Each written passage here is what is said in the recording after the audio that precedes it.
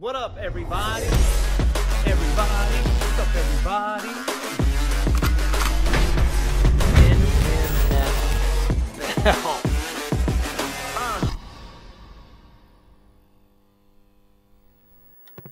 What's up, guys? Welcome back to my channel. Steven, Wonderboy, Thompson. Of course, we got Sweet Tea in the house. I want to apologize right off the bat, guys. My voice is on the fritz.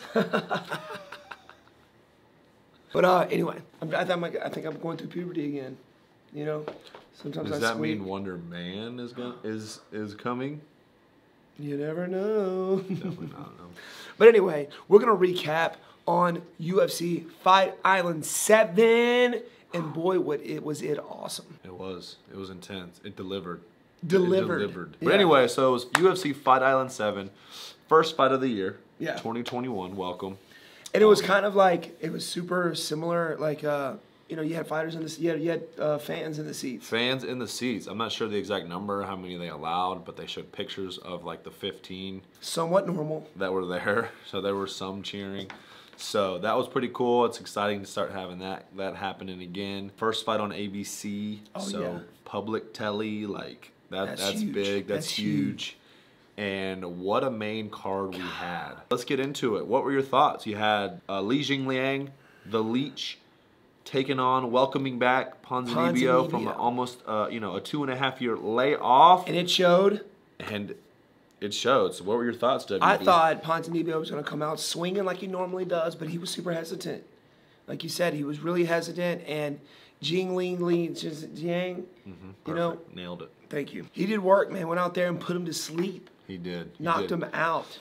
He did. He was, you know, like you said, super hesitant. Ponzinibbio was. You could tell the rush was there. It's like almost like he wanted to throw bombs. Yeah. But the whole time he was just like. He was thinking, maybe not, maybe not. And that's what being out for 2 years does to you. Yeah. You know. And then coming back to a guy as tough as Jingliang, who has, you know, the nickname the Leech for a reason. High pressure. He can win those grappling exchanges.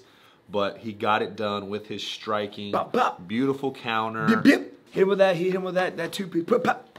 Yep, just like that. Down he Put goes. him out. Put him to sleep. That's all it took, man. That's all it took. He countered the jab. Ponzinibbio Came couldn't in hot. get out of the way. Knocked him. Jingliang put him out. So Ouch. that was nuts. Then you're moving on to the next fight. Yeah. Yeah, you have.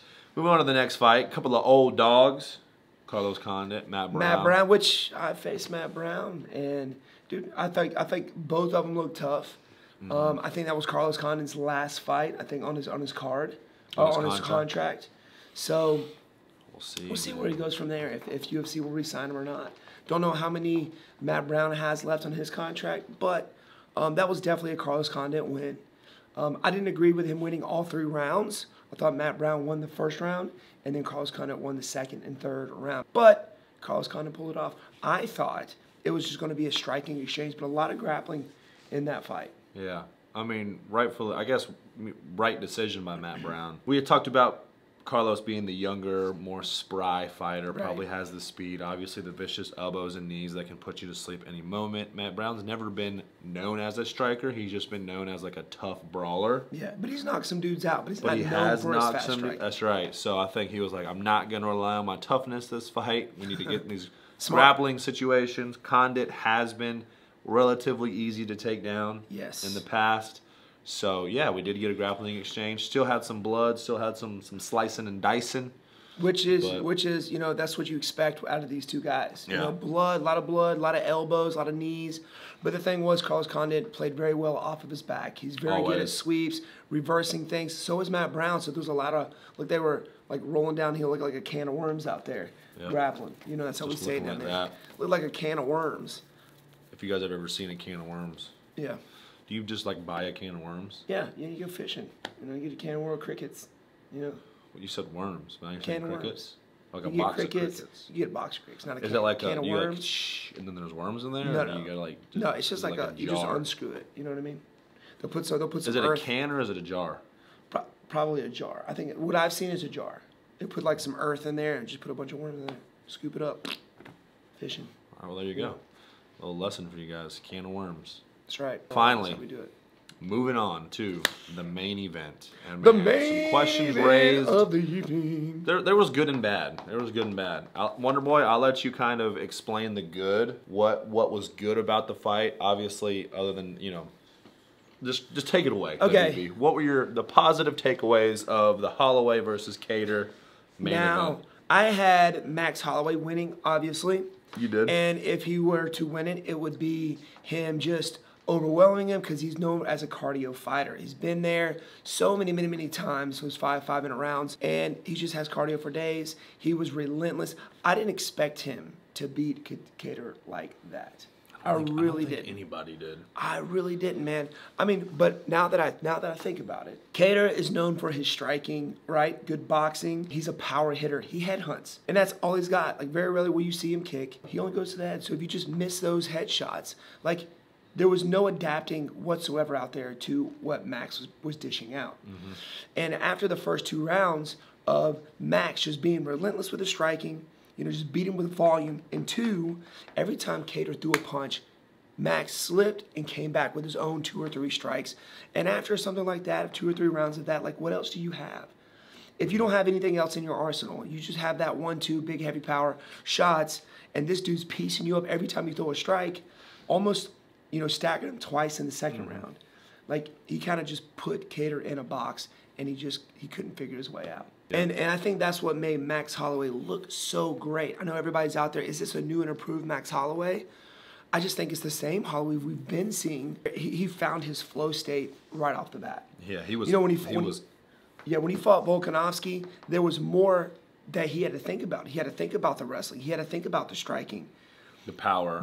All of it. You know, because he's so well-rounded, Volkanovski is, and he uses all of it. Mm-hmm. You know, when Kattar just uses his boxing, and that was it. He didn't threaten him with anything else.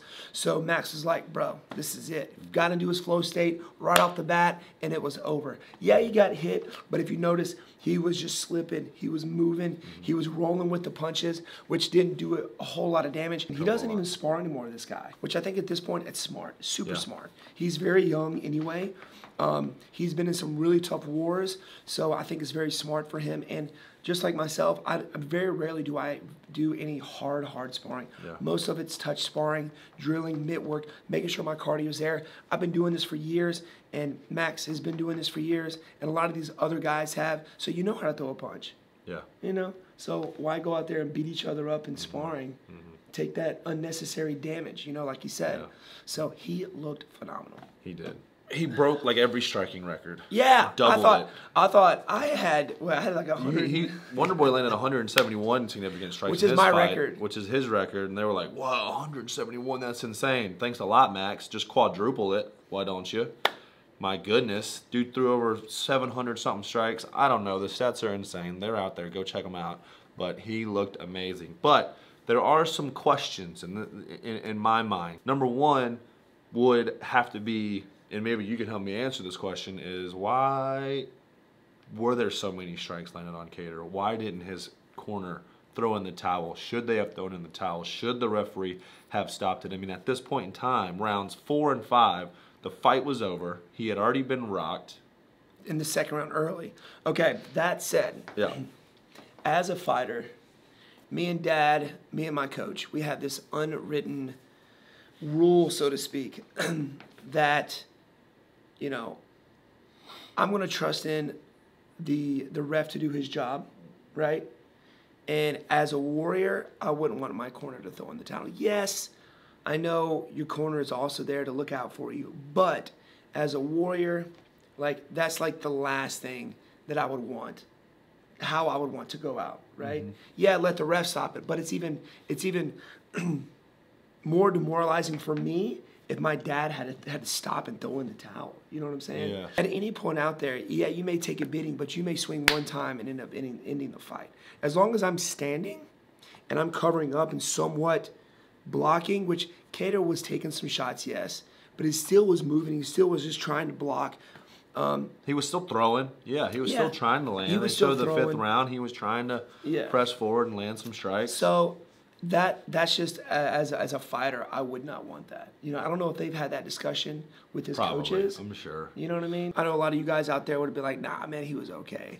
But you're a lot of you guys haven't taken shots like that. Yeah. So I've been there. I know what it feels like and how it feels like afterwards and how long it takes to heal up. You know, headaches after fights and stuff like that. It's just not worth it. The second one is he landed 500, almost 500 significant strikes. He didn't. Ridiculous. He wasn't able to KO Kattar. He wasn't able to stop the fight himself. No. Now, I know what you're thinking. Sweet Tea, he just had the performance of a lifetime. What negative can you say about it? I'm not saying it's negative. It's just a question in my noggin. Is it a bad thing that he wasn't able to stop the fight himself? Does it mean he doesn't have power? Does it mean he lacks that extra intangible to his striking, that that extra threat of that power, or is he strictly a? Well, I think that's me as well. You know what I'm saying? My last fight, 5-5. I threw a lot of strikes, yes, but I wasn't able to knock him out, right? Mm-hmm. But you didn't land 450 strikes. No, but it was my record. The thing is, like, he's not notorious. He's not known for just putting people to sleep, right? He doesn't have that. And I think he knows that, which is why he's throwing that many strikes. He knows he's a cardio fighter. He knows he's a volume fighter, and he just breaks people's wheels, which I think is even worse than getting knocked out. Like Khabib. He's not notorious for knocking dudes out, but he makes people quit. Yeah. He makes them feel like they're nothing, like they shouldn't even be out there. Yeah. And that's Max with his striking. Just pop, pop, pop, boom. And that's why he was out there. Like in the 5th round, he was listening to the commentating. He was talking to these guys like, I'm the best boxer. What are you talking about? And then he would look at him, slip, boom, hit him with a 2 real quick. How demoralizing would that be if you had that happen to you? So that's kind of been a thing that people say about you. Oh, he doesn't have that KO power. He doesn't have that knockout power. Like, is that a bad thing? No. Is that you know what I mean? No. Like, is that really a bad thing? If I can still piece you up, put a lot of damage on you, make it an entertaining fight, but not KO you, like. I still schooled you, bro. Like, even if I knocked you out, like I can knock you. Anybody can knock anybody out. Yeah. But when you just school somebody, that means your skill level, like everywhere. Your skill level is beyond yours. Because I've been knocked out, piecing somebody up, beating the crap out of them, right? Mm-hmm. So, like, if I can beat you and everything you throw at me, I mean, give me your best, and I still just school you like that, like, there's no question. Yeah, There's no question. Good point. Look at you, man, just bringing in the good points, for sure. There's definitely a level of satisfaction when you're able to go out there and implement all aspects of your game for an entire fight, and that other person, they just can't do anything about it. Nothing. That's like the ultimate victory. Whereas if you get knocked out, you're like, oh, he just got a lucky shot. Yeah, lucky shot, lucky punch, shot. And I say that I'm guilty of that. Like, oh, Anthony just landed a lucky shot. You know. Yeah. But you can say that though. I can say that. If he went out there and schooled you for all 25 minutes, you couldn't say nothing about it. So that's where that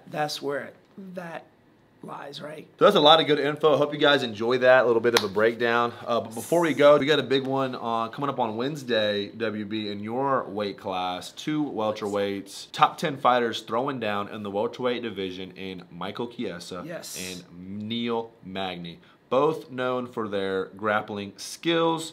What are your thoughts on that fight?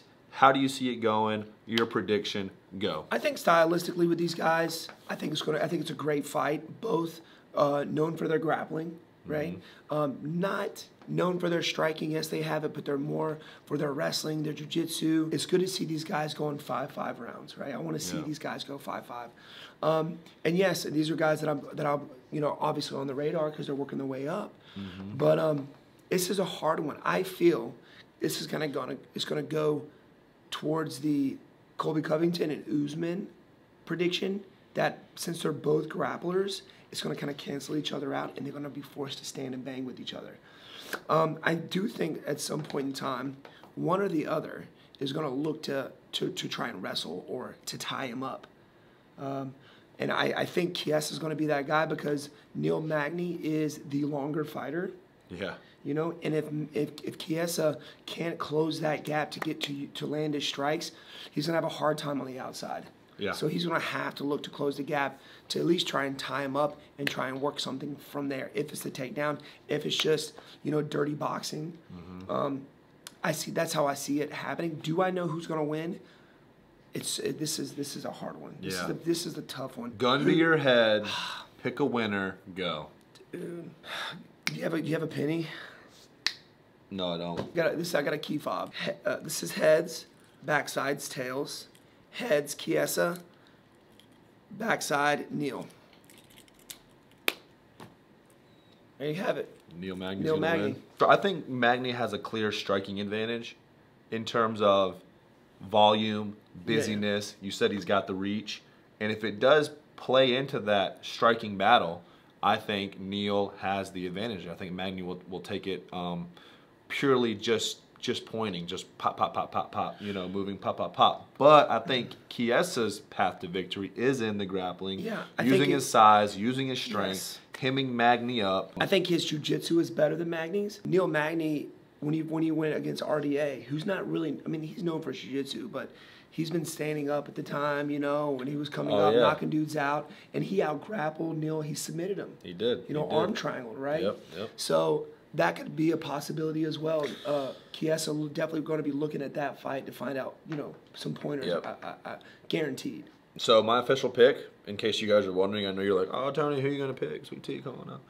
I think I'm going to pick Chiesa. I was leaning towards Magny until you just said that. Yeah. I think Magny's lost more different ways than Chiesa has. He's been 100%. Knocked out.